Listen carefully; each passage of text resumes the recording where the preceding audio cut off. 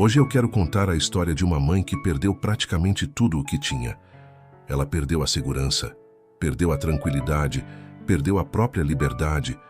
Houve dias em que ela não sabia como colocaria comida na mesa, mas existe uma coisa que ela nunca permitiu que lhe tirassem: o futuro dos seus filhos.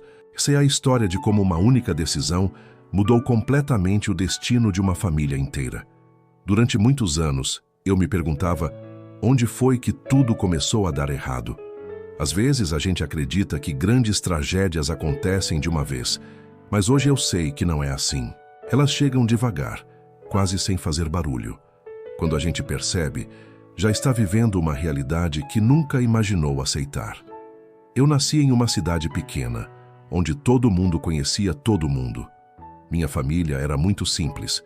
Meu pai trabalhava como servente de pedreiro e minha mãe fazia faxinas para ajudar nas despesas de casa. Dinheiro sempre foi pouco, mas carinho nunca faltou. Desde criança eu aprendi que ninguém conquistava nada sem esforço. Depois da escola, eu ajudava minha mãe, cuidava dos meus irmãos menores e fazia pequenos serviços para complementar a renda da família. Mesmo com tantas dificuldades, eu sonhava alto. Enquanto muitas meninas falavam sobre festas ou viagens, eu imaginava outra coisa. Eu queria construir uma família. Sonhava em ter uma casa simples, um marido trabalhador e filhos crescendo em um ambiente cheio de amor.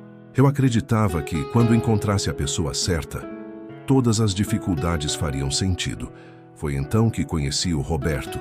Ele era educado, gentil, sempre aparecia com um sorriso no rosto. Quando começamos a conversar, parecia que Deus finalmente estava respondendo todas as minhas orações. Ele fazia questão de me buscar no trabalho. Perguntava se eu tinha almoçado. Levava pequenas lembranças sem motivo nenhum. Eu nunca tinha recebido tanto carinho de alguém. Pouco tempo depois, começamos a namorar. Minha família gostava muito dele. Todos diziam que eu tinha encontrado um homem de bom coração, e eu também acreditava nisso. Depois de 2 anos, nos casamos. Foi um dos dias mais felizes da minha vida. Eu olhava para ele no altar e pensava que finalmente estava vivendo tudo aquilo que sonhei desde menina. Algum tempo depois nasceu nosso primeiro filho. Quando o Roberto segurou o bebê pela primeira vez, seus olhos se encheram de lágrimas. Naquele momento eu tive certeza absoluta de que tinha escolhido o homem certo para construir uma família. 2 anos depois nasceu nossa filha. Nossa casa era simples, mas estava cheia de vida. Era cansativo, trabalho, fraldas, contas, noites sem dormir. Mas eu era feliz. Só que aos poucos, algumas coisas começaram a mudar. No começo eram detalhes tão pequenos que eu nem dava importância. Você vai mesmo visitar sua mãe hoje? Vou. Faz alguns dias que não vejo ela. Acho melhor ficar em casa. Sua família já vê você demais. Ele dizia isso sorrindo. Eu interpretava como ciúmes de quem ama. Depois vieram outros comentários. Não gosto daquele seu colega de trabalho. Acho melhor você evitar conversar tanto com ele. Eu concordava. Não queria criar problemas. Achava que abrir mão de algumas coisas fazia parte do casamento. Sem perceber, fui deixando de visitar minhas amigas. Depois parei de sair sozinha. Depois comecei a pedir autorização até para fazer coisas simples. Tudo parecia acontecer tão devagar que eu nunca enxergava aquilo como um problema. Eu só queria preservar a minha família. Com o tempo, Roberto também mudou dentro de casa. O homem paciente começou a perder a calma por qualquer motivo. Se a comida demorasse alguns minutos, ele reclamava.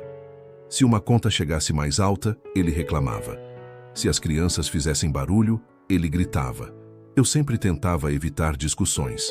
Achava que era apenas uma fase difícil, até porque ele ainda alternava momentos de carinho com explosões de raiva.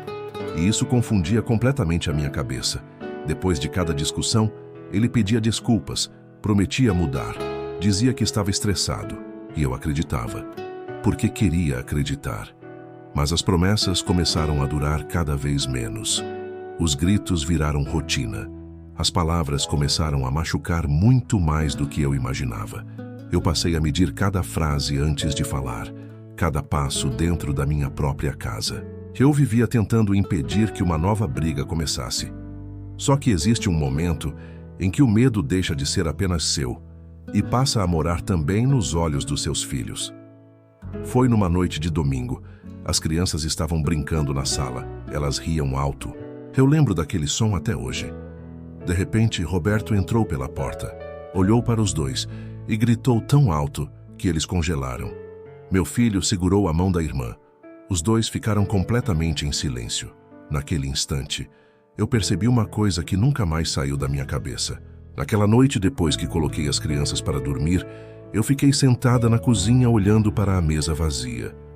O silêncio da casa era pesado, mas o que mais doía era lembrar da expressão dos meus filhos.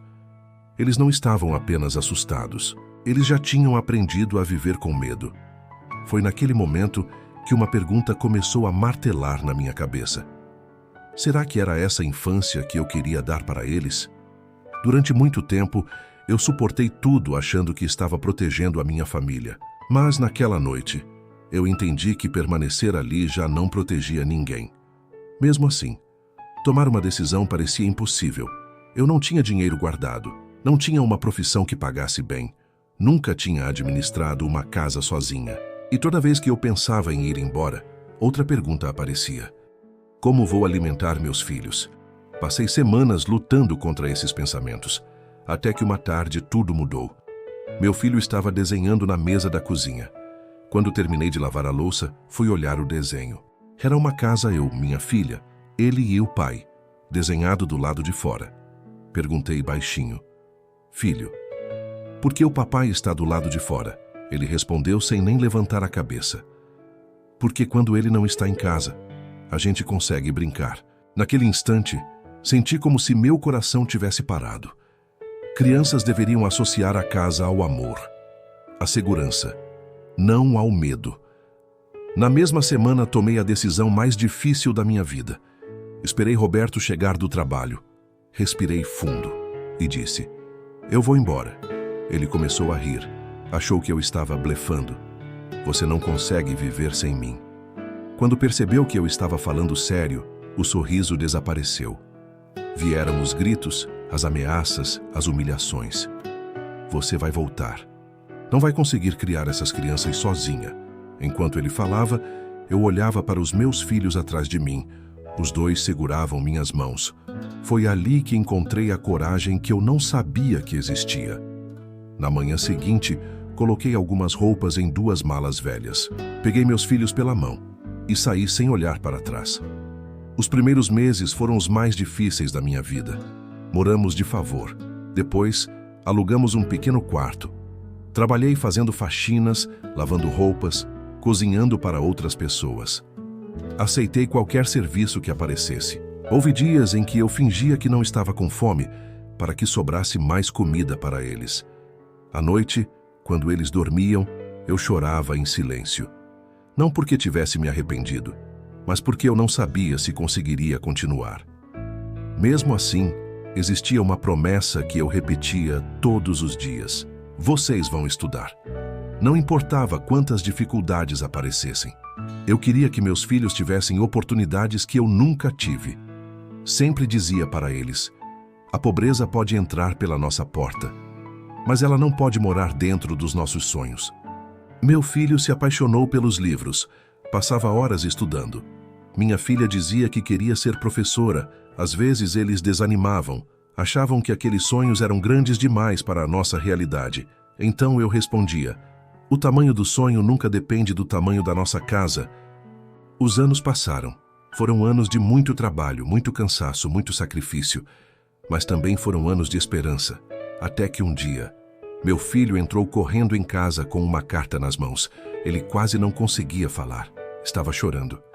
Quando abriu o envelope, leu em voz alta. Mãe, eu passei. Era uma bolsa integral para a universidade. Nós 3 nos abraçamos no meio da sala. Choramos como nunca. Naquele abraço, eu lembrei de todas as noites em que pensei em desistir. Pouco tempo depois, minha filha também conquistou a vaga que tanto sonhava. Naquele dia eu olhei para os dois e pensei, eles nunca herdaram o medo, herdaram a coragem. Hoje meus filhos construíram suas próprias famílias, são profissionais respeitados, pessoas honestas. Sempre que nos reunimos, a casa fica cheia de risadas. E às vezes, enquanto observo meus netos brincando, lembro daquele desenho que meu filho fez tantos anos atrás. Hoje, quando eles desenham nossa família, só existe uma coisa que aparece em todos os desenhos: sorrisos. Se tem algo que aprendi em toda essa caminhada, é que perder dinheiro, uma casa ou até recomeçar do zero dói.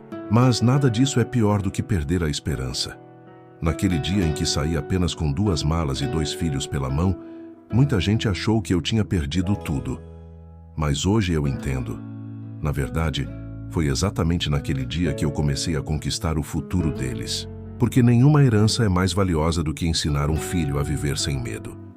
E se hoje alguém estiver vivendo uma situação parecida com a minha, eu quero deixar uma mensagem. Não permita que o medo decida o futuro da sua família. Recomeçar dói, mas permanecer onde a esperança morreu dói muito mais. Nunca deixe que as circunstâncias convençam seus filhos de que eles nasceram para viver uma vida pequena. Porque o futuro deles pode começar exatamente na decisão mais difícil que você tomar hoje. Meus filhos já tinham aprendido a sentir medo do próprio pai.